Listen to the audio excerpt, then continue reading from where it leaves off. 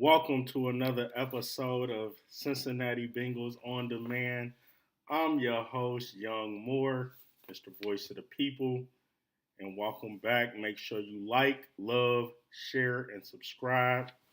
And all I know is we back. Joey B, you back in the building. Let's keep it going. Let's keep it going. Joey B came out there in the white fur. Hey, we already knew what it was when he came with the white fur. He was finna make it snow on them boys. And we already see what happened when Joe Burrow returns. We give a dominant effort. So shout out to Joe Burrow for coming out there and clowning. It took him a couple of reps, to get going.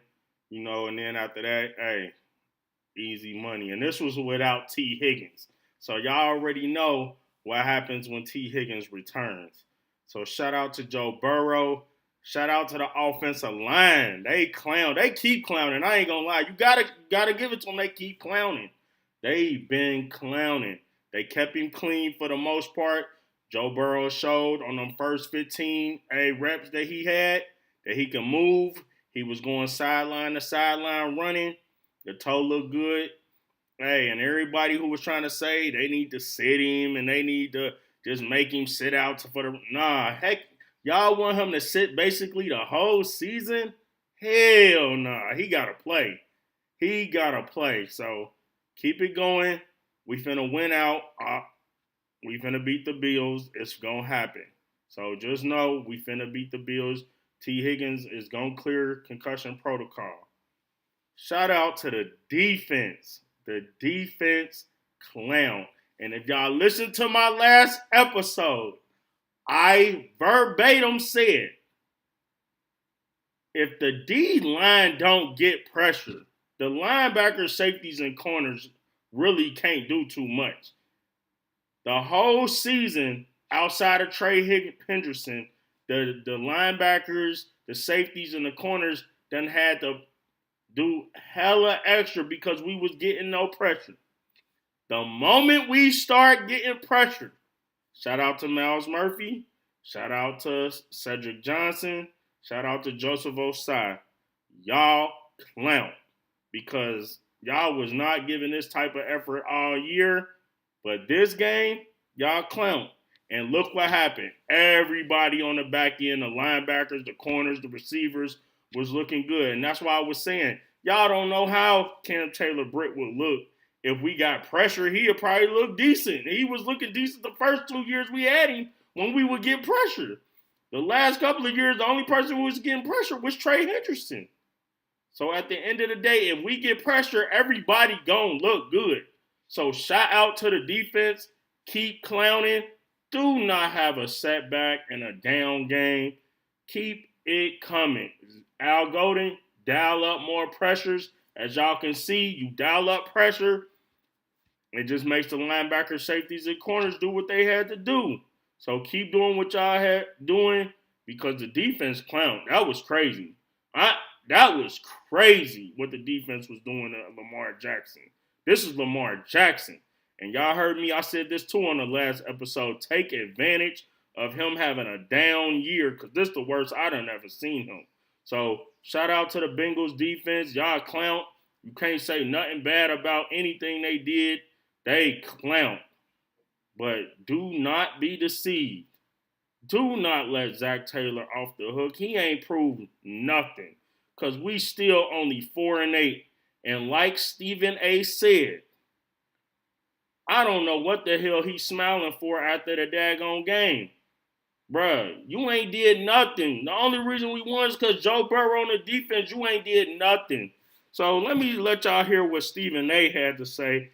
Because look, listen what he said. This is why on this topic, I mess with Stephen A. Watch what he say. This is my problem. Is that damn smile on Zac Taylor's face after last night. That's what you should be upset about. Because Joe Burrow comes back and all is well. Well, what the hell you coaching for then? Because what we saw from the Cincinnati Bengals is a team that had epic collapses. Listen, Joe Burrow was great last night. How much points did they score last night, RC and Cam? Wasn't that 32? Yeah.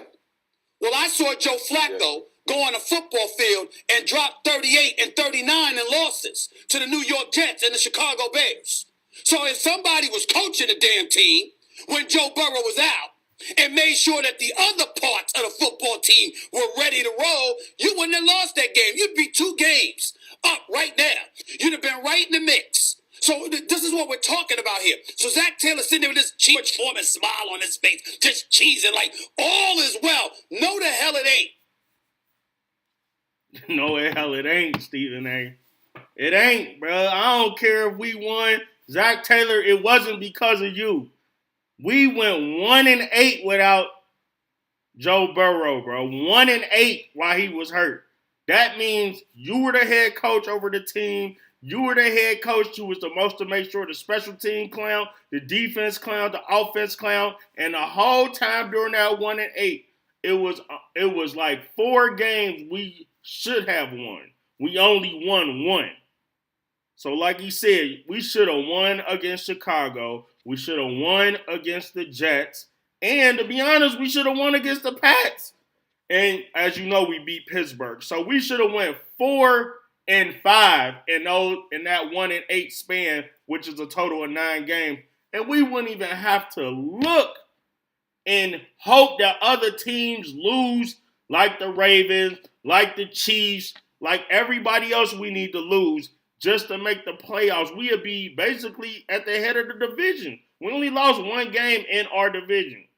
So at the end of the day, Zac Taylor, you definitely not off the hook, bro, because if we get all the way to the end of the season and we don't get in because of 1 game, bro, like I've been saying all season, the people gonna be on your ass. And not in a we want to harm you way, because we all know you're a nice guy. You're a nice guy. You do good stuff for the community. Nothing wrong about you. You're a model citizen. But, bruh, if I want to know personally, out your own mouth, if you had to give yourself a grade on coaching, what would your grade be? Because to me, it's been an F. It's been an F. You know that we supposed to have a backup capable enough to hold down the fort in case Joe Burrow get hurt based off of his injury history.